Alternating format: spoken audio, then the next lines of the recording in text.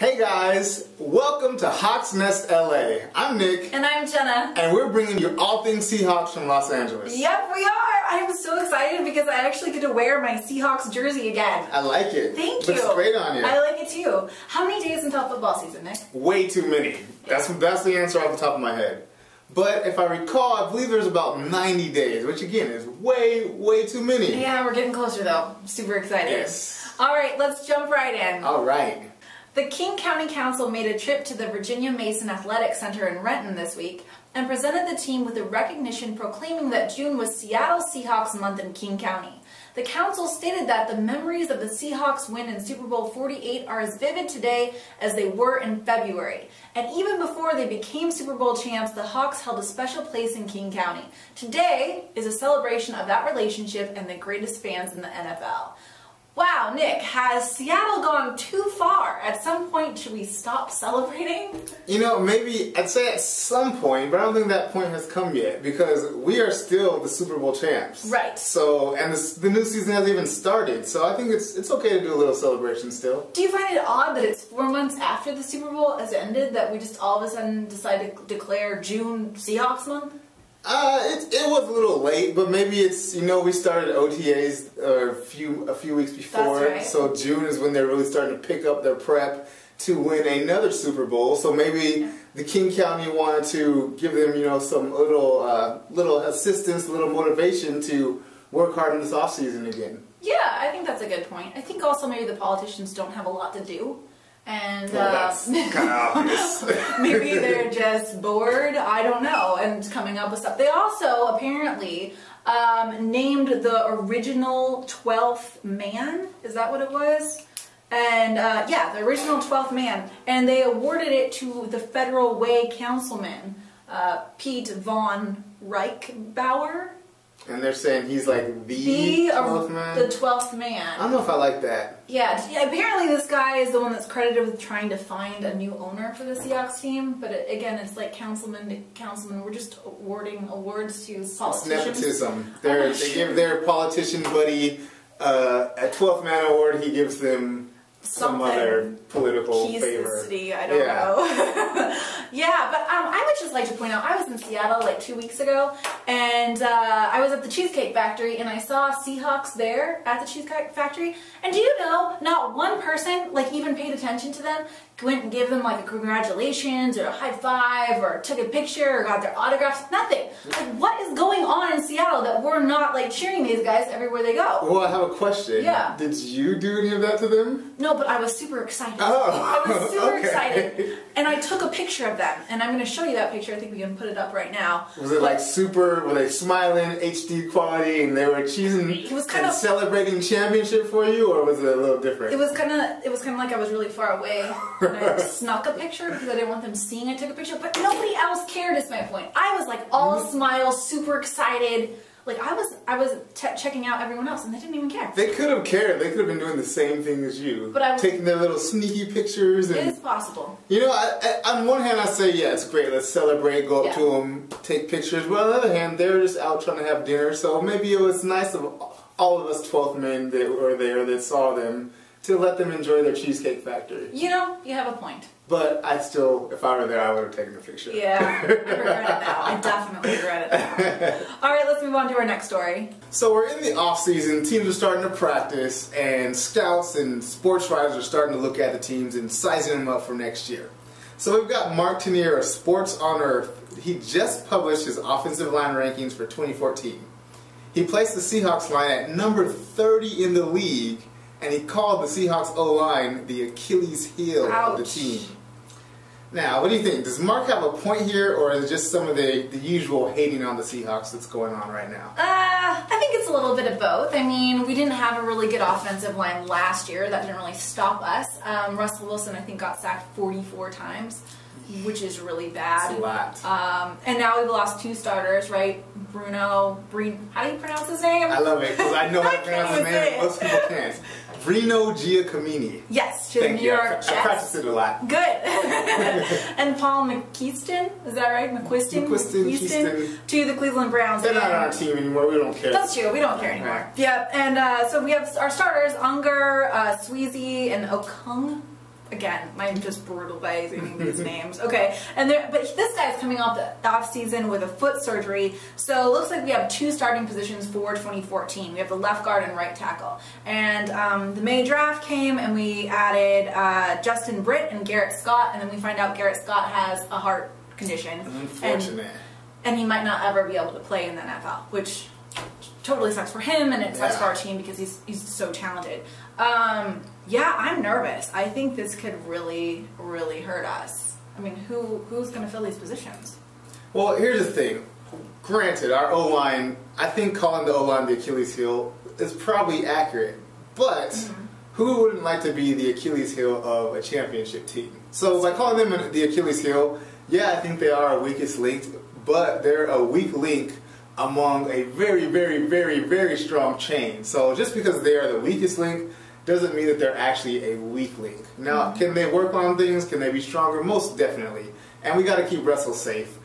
So far, between either the O-line or the play calling or Russell's swift feet, he's been on his back a lot, but fortunately he's been safe. But hopefully they can get some things squared away in the offseason and come out firing once the games start up. Yeah, and the defensive line is really what wins your games, right? Yeah, I say defense wins championships, and that's proof. We prove that. Ask Peyton Manning about that. All right, yeah, right. Poor Peyton.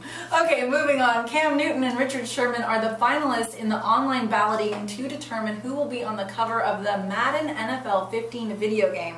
Carolina Panthers coach Ron Rivera said he voted for Richard Sherman multiple times to try and avoid the Madden curse. Now, the Madden curse is built around the observation that almost all of the players on the cover of the Madden video game have been met with some misfortune after appearing. Nick, do we want Richard Sherman on the cover? Well, before even answering that, I'm just going to say the Madden curse is real. Yeah. It is real. I don't know if you are, even if you're not superstitious, you can't argue with stats and facts. It's like 95%. Yeah, right? There's been like maybe 2 or 3 people on the cover that did not get injured or in their career or just really suck the next year. So, the curse is real. With that said, I have a little bit of bias, but I think the Seahawks are special, and I think that if there's anybody that's going to be avoid the curse, it's going to be somebody from the Seahawks. I agree with you. I think Richard Sherman is very confident, and he's not going to let this curse, if he does get on the cover, affect him. I guess it's a good thing to be that arrogant. But I personally, as a Seahawks fan, am not going to take any chances. I'm voting for Cam Newton to be on the cover. I'm with the coach of the Carolina Panthers. I'm just against this all the way. Well, unfortunately, I think our votes are going to cancel each other out. So it's up to you guys, because we just... we canceled each other out. Yeah, so it depends on what you guys want to do. And he's going to be on the cover of some soup thing, right? That's my other reason why we should vote for him. Okay. So, most of the time, the people are on the Madden cover, they get the curse, they get injured, what have you. There's not so much the same curse with the Campbell's Chunky Soup. And I don't think there's any curse with the Campbell's Chunky Soup. And I could be wrong, but I don't think there's been somebody that's been on the cover of Madden and on the Chunky Soup I see. Okay. At the same time. So that's going to cancel. Yeah, because not only do we have the awesomeness of the Seahawks, but he's also got the Chunky Soup on the side, and Mama Sherman is in the commercial as well. Yes. So I think if anything, if Mama Sherman's going to protect her baby, so I think we'll be okay. All right. Okay, well, it's now time for buy or sell, and this is where we tell you if we buy a news story or if we sell the news story. Basically, if we think it's true or just a load of garbage. Boo-boo. Boo-boo. I like boo-boo. All right, Jenna, are we buying or selling this one? Okay. Here's the headline. Golden Tate cheats with Wilson's now ex-wife.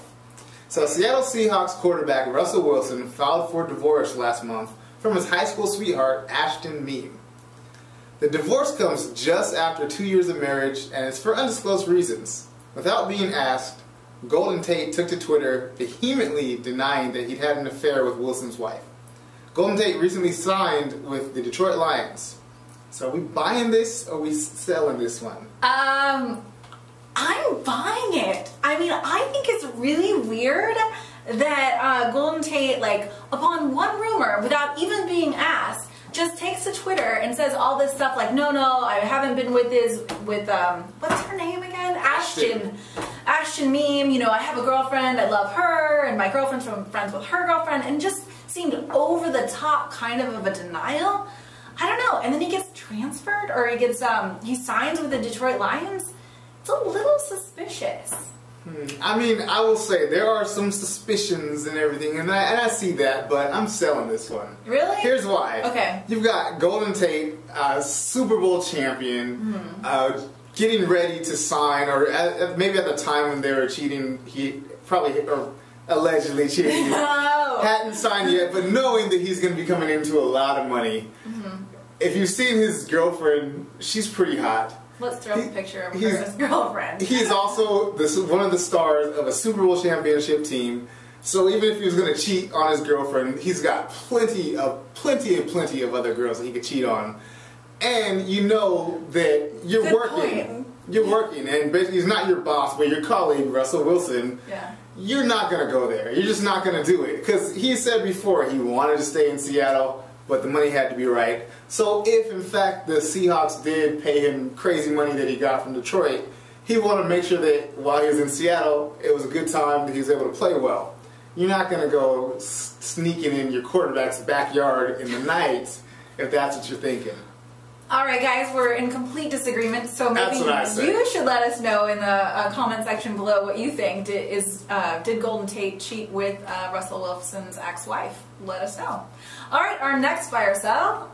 USA Today predicts another Seahawks Super Bowl win, stating that Russell Wilson is starting off the 2014 season with his same consistent philosophy. After the OTA workout on Monday, Wilson stated that it's all about going 1-0 every day, coming out here and having a championship mindset and playing the right way. Buy or sell, Nick, another Seahawks Super Bowl win? Buying right as fast as I can. This one is flying off the shelf because everybody should be buying this one. Most definitely. I mean, now we are champions. They know what it takes to be a champion, and they're repeating that formula, and they're probably perfecting that formula. We had a lot of great re-signings in the offseason, got a lot of a great draft, some good free agents, re-signed a lot of veteran players or players whose contracts were coming up soon. So we've still got a pretty good core of that championship team. Yeah. So you take that with their knowledge of what it takes to win a championship, their knowledge of the hard work and all the time and sacrifice it takes, and the experience of all that. I'm buying it. I'll buy it. I'm probably going to buy this one for the next 2 or 3 years without question. I totally buy it too. I mean, Russell Wilson is totally focused, and I follow him obviously on like Instagram, Facebook, and Twitter. As do I. And he just seems like he's really got his head in the game in the right place, and he's not letting this divorce kind of get to him. That was kind of my only concern, that maybe his personal life might throw him a little bit, but it can also work the other way too. It can make him really focused, and I think he's there. And Richard Sherman's back, and Lynch, and I just think we have a great team for next year too, and I think we're definitely going to be in the Super Bowl again. And this year, I'm going to go. Definitely. It's in Arizona, isn't it? I think so. It's close. So, just drive over. No, like... No snow. Yeah, no snow worries. It took me a while to get that out. But yeah, snow, that's what it's called. Alright, and lastly, our player updates for today. According to the Seattle Times, the latest addition to the list of the walking wounded is Bruce Irvin, who had surgery on his hip on Monday. Coach Pete Carroll did not talk to the media after the workouts, and the team didn't give us an official prognosis. However, Irvin took to Twitter saying that he's going to be back by training camp. On Twitter he tweeted, "Didn't want this to get out, but I'm fine. We'll be back by training camp. I hope he's right, and we wish him a speedy and fast recovery." Yeah, I do too. Hopefully he'll be back by late July, so yes. That's good news. Well, that does it for today's show and all the news for the Seahawks this week.